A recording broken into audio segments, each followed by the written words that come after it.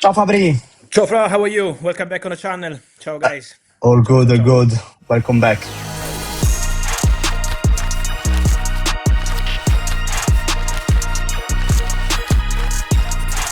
So Fabri, we start today with I think it was a big surprise what happened last night, especially in Spain.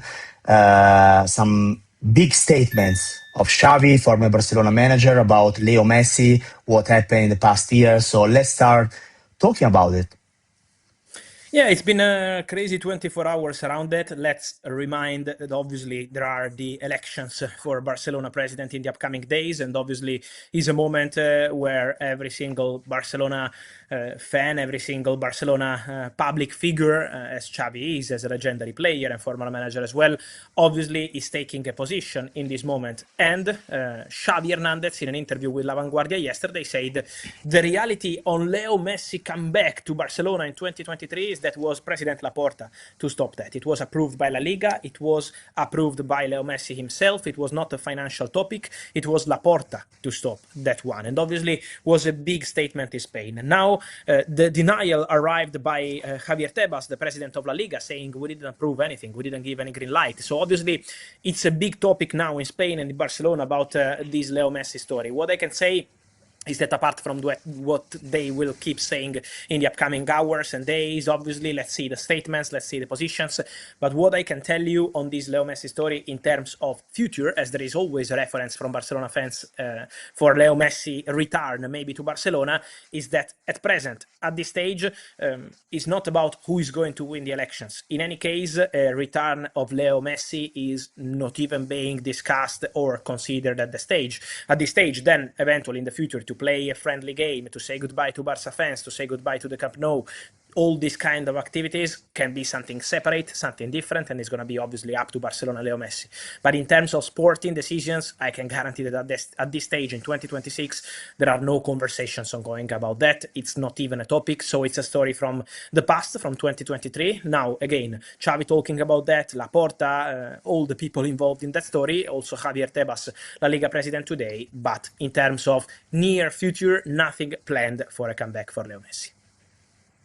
Talking about Barcelona, talking about the present and the future, there are a lot of rumors right now about Harry Kane and how a possibility to see him wearing the Barcelona jersey, also in relation to the future of Robert Lewandowski. What do you say about this rumor? Yeah, this is also a rumor that we have in this specific moment, again, the elections. And obviously, there are candidates who are bringing some names to the media and to the fans in order to try to make their project clear. But at this stage, what I can say is that Harry Kane is in conversations with Bayern over new contract.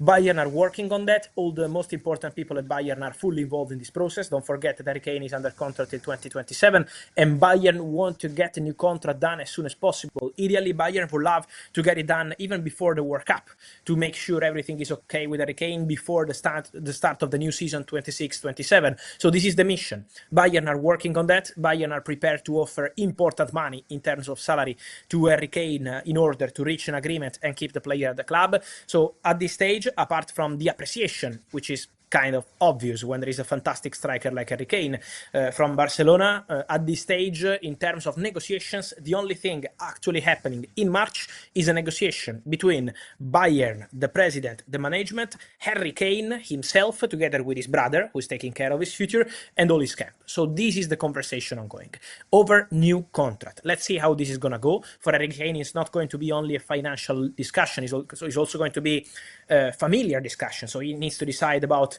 his family, his future. Obviously, Harry Kane is considering all the factors into this conversation, but there is a conversation, there is a negotiation, and Bayern want to get it done as soon as possible. There are many questions here in the chat on YouTube about the Premier League clubs, of course. Let's now talk about Arsenal because can we consider Hincapié the first signing of the summer for Arsenal or not yet? Yes, Pierre Nkapie will be the first signing for Arsenal in summer 2026. It was always planned like this. If you remember, with David Raya and Brentford, Arsenal did something similar a few years ago. So signed a player on loan with a buy option clause, but was always going to be a permanent transfer in the following summer. And that's what's going to happen also with Pierre Nkapie. There is already everything signed between Nkapie and Arsenal in terms of contract, a 5-year deal. So it's already signed and completed. Pierre Nkapie already feels as an Arsenal player on a permanent transfer. Bayer Leverkusen will receive a total package of 52 million euros, and Bayer Leverkusen will also keep a 10% sell-on clause for Pierre Nkapie. So this is the agreement. Everything will be formally announced at the very end of the season, because obviously in terms of financial fair play, this was a gentleman agreement between Bayer Leverkusen and Arsenal. But one of the crucial points in this negotiation, also for Arsenal to anticipate Tottenham in August 2025, when Arsenal decided to go for Pierre Nkapie, was to guarantee a permanent transfer. Otherwise, Tottenham were prepared to pay and get the player immediately. Arsenal guaranteed the permanent transfer. Arsenal always trusted Pierre Nkapie. He's doing very well. He can play as centre back, left back. Arteta is very happy. So there is no doubt, and they are going to continue together. What about Livramento and Manchester City? Because there are also many questions about this topic. Yeah, today I woke up with many messages on all platforms saying it's true that it's done between Manchester City and Tino Livramento. It's true that the deal is already advanced, it's almost done. In England, there have been some reports of Tino Livramento joining Manchester City. I have two different answers. Man City going to sign a new right back in the summer? Yes, I think this is going to happen. I see Manchester City adding a right back to the squad because they need a player in that position. They already wanted to make it happen 1 year ago, was not possible. But on Tino Livramento, what I'm told today is that there is nothing ongoing. Zero. No negotiations, no conversations.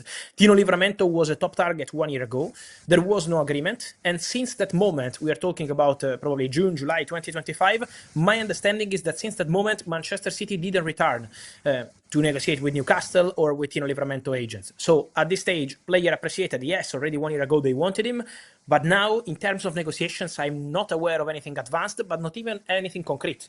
I think Manchester City are assessing several options. It's not Tino Livramento guaranteed right back for Man City. I think there is going to be plenty of options.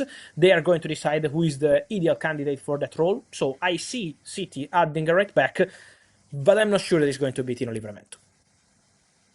Last one for today, last topic is about Manchester United. Let's speak about an update on the left winger, which is going to be probably a target in the summer.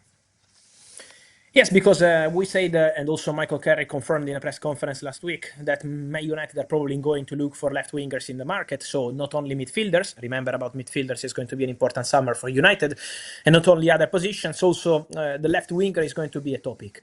Well, one of the players that have always been in the last, I would say, 6 months on Manchester United radar is Yandande, who is in the radar of several clubs, because also clubs in, for example, in Spain are interested. Also, Paris Saint-Germain are following the player. Tottenham wanted him a few months ago. So there is going to be a lot of movement around Yandande. What I can say, it's not meaning that Man United are going to sign Yandande, but it's showing that Manchester United maintain a concrete interest in the player.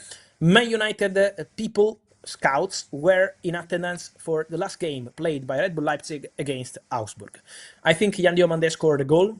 He's playing very well recently. It's not just about the goals, the assist you can feel. He's an electric winger, very good, 1v1, very fast. So he's a player that several clubs are following, not only Man United, but the presence of Man United, again, to follow the player against Augsburg is showing that they are keeping close eye on the player. Then, he's not the only option. They have several options on the shortlist for the new left winger. Remember, they wanted Semenyo in the January window before Ruben Amorim got sacked at the beginning of January. So they are assessing several players, but for sure on Yandande there is going to be a lot of movement, a lot of top clubs, and Man United are keeping close eye to the situation. I think we said almost everything, Fra. Pretty much everything, yes. I wanted to pick up 2-3 questions just to reply to our friends here on YouTube.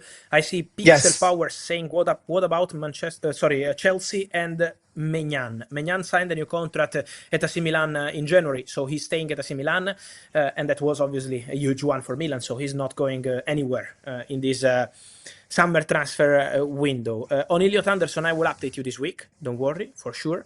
Then I see questions on Real Madrid defenders. Many friends asking about Real Madrid defenders. So I keep saying Alaba is leaving.